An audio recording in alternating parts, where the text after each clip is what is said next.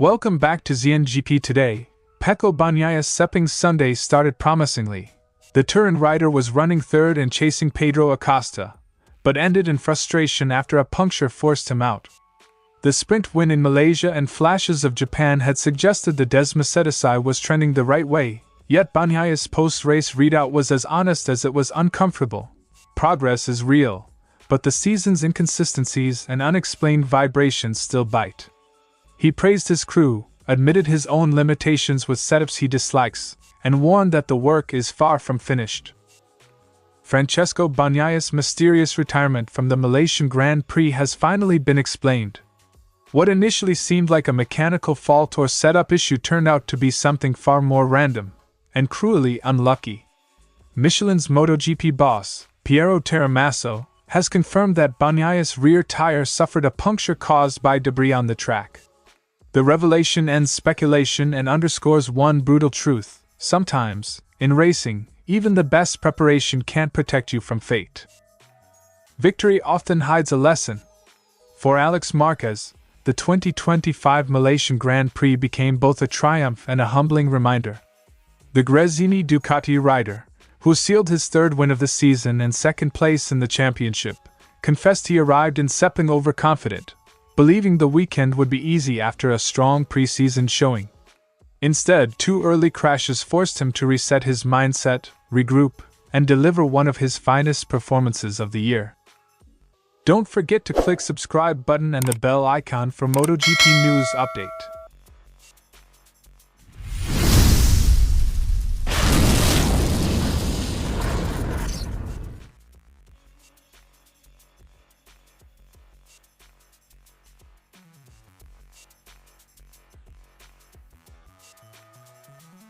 Bagnaia showed race pace early on and looked able to press for a podium before the puncture ended his charge. It was a cruel reversal after a weekend where incremental setup changes had begun to click, but mechanical luck, not outright pace, determined the ending. He said the puncture came at a moment when he felt he could fight, and that the sensation with the bike had been improving after tweaks made since Indonesia. Races often hinge on tiny margins. This time the margin was tire integrity rather than outright speed. Bagnaia was blunt about how he evaluates performance, more by how the bike feels under him than by raw adaptation to new parts. That honesty explains both his sudden highs and sharp lows in 2025.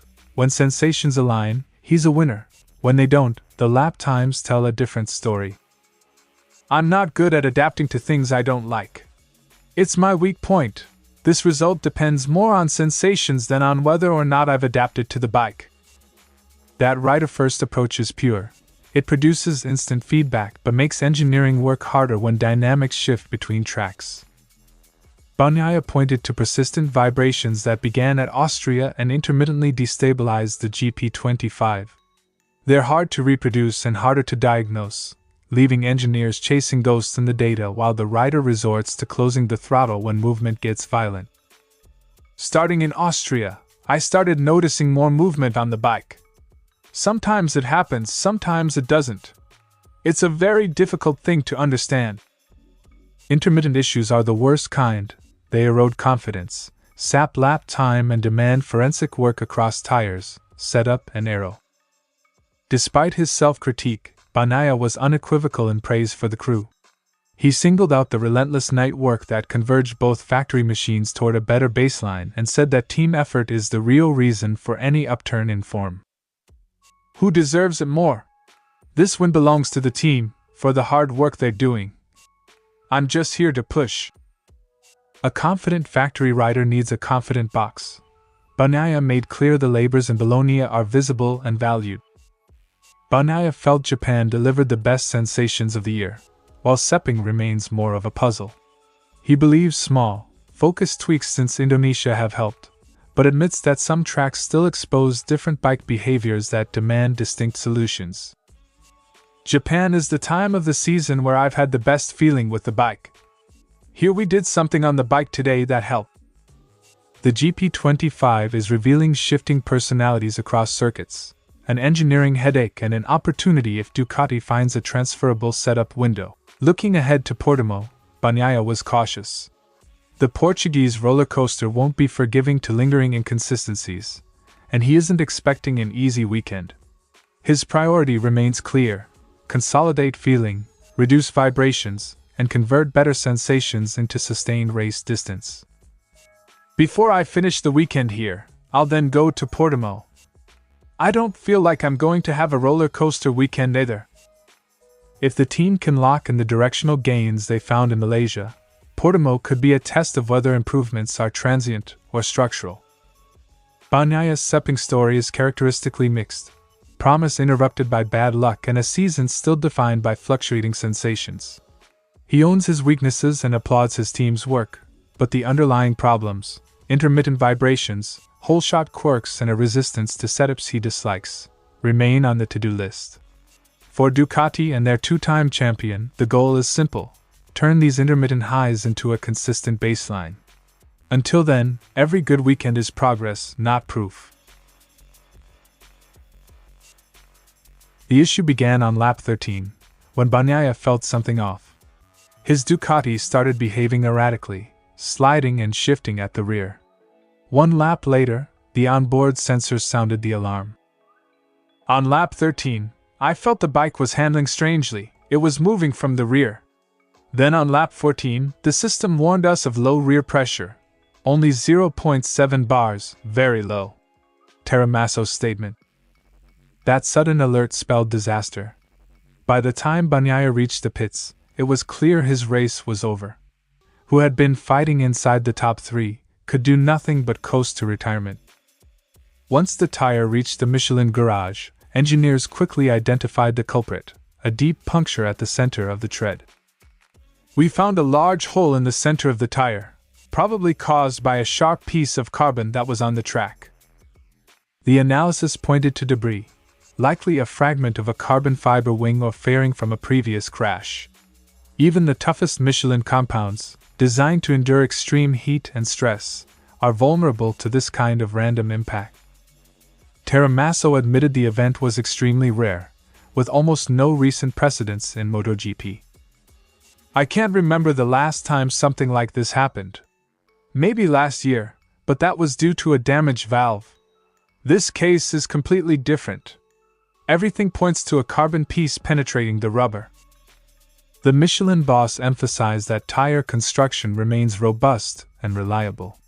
But carbon shards, razor sharp and nearly invisible at speed, are every tire's nightmare, especially in a championship where aero parts now litter the track after even minor contact. Until the puncture, Bagnaia had been riding one of his most composed races of the year, smooth, calculated, and fast enough to challenge for another podium. It's unfortunate, because Pecco was managing the rear tire well, trying to push and conserve at the same time. When he had finished that management, this happened. The irony wasn't lost on anyone. After several weekends of inconsistency and confusion, Bagnaia had finally found balance, only for random debris to shatter his rhythm. In his closing remarks, Taramasso made it clear that the incident was not Michelin's fault but a matter of chance, the kind of misfortune that even championship leaders cannot avoid. It was pure bad luck. An exceptional case, not due to tire failure, but to external damage that was impossible to foresee. For Michelin, the conclusion offers reassurance. For Bagnaia, little comfort. Racing, after all, thrives on precision but lives with unpredictability. A hole the size of a coin ended Pecco Bagnaia's Sunday, a cruel reminder that even world champions are at the mercy of small, invisible details. Michelin's verdict clears any controversy, but it also highlights MotoGP's growing aero-era risks, where fragments of carbon can decide titles as easily as talent or tire choice. For Bagnaia, it was simply, and painfully, bad luck.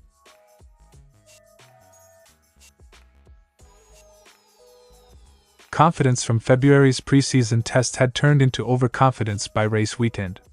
Marquez admitted he underestimated how much the conditions had changed, and how much harder he'd have to fight. It's true that I made a mistake this weekend, expecting things to be too easy. When you start the weekend with a crash in FP1, again in practice, and then go into Q2 in P9, it's complicated. Friday's 2 crashes set the tone for a rough start. What was supposed to be a smooth run quickly turned into survival mode, with grip levels and bike balance far from the setup he'd mastered earlier in the year. The Sepang circuit, famous for its humidity and heat, had transformed since testing. The grip had changed, and the Ducati's handling felt inconsistent. The tarmac and conditions were really different compared to February. Step by step, we turned things around in quite a good way. The Gresini garage went to work, adjusting electronics, tire pressure, and geometry, until the number 73 felt the bike come alive again. The turnaround would set up his near-perfect Sunday. Saturday's sprint was a mental battle. Marquez admitted he rode with one eye on the championship, not the fight ahead. Yesterday I didn't ride freely. I was thinking too much about closing second in the championship and not attacking Pecco when I should have. It was a sign of maturity, but also hesitation. The younger Marquez has spent 2025 balancing aggression with calculation, yet at Sepang, the scales tipped too far toward caution. Come Sunday, the mindset changed completely. Warm-up brought a breakthrough in rear grip, and with it, a clear attack plan. The plan was clear. I improved the feeling in the warm-up, attack Pedro Acosta on the first lap, Pecco Bagnaia on the second, and then just managed the tire to the end. It was a perfect race. Executed with surgical precision, the race was pure control, quick, clean, and relentless. Marquez crossed the line over 2 seconds ahead, untouchable after lap 3. Finishing runner-up to his brother Marc, Alex didn't hide his emotions. The 2025 season etched history as the first time two brothers finished 1-2 in the MotoGP championship. It's similar to my Moto2 and Moto3 titles, but it's not a normal second. My way in MotoGP was not easy. I suffered for 2 years at LCR, and then got an opportunity at Gresini. So this second place is really special. He laughed when calling himself the first of the losers, but there was pride behind it. The brothers' shared journey, from Repsol Honda struggles to Gresini glory, has rewritten the Marquez story in Ducati Red. Marquez's Sepang weekend was a lesson in humility, recovery, and execution. From overconfidence and crashes to total dominance, he reminded MotoGP fans that growth often hides behind mistakes. And while he may call himself the first of the losers, this second place marks something far more meaningful, a comeback completed, and a family legacy cemented.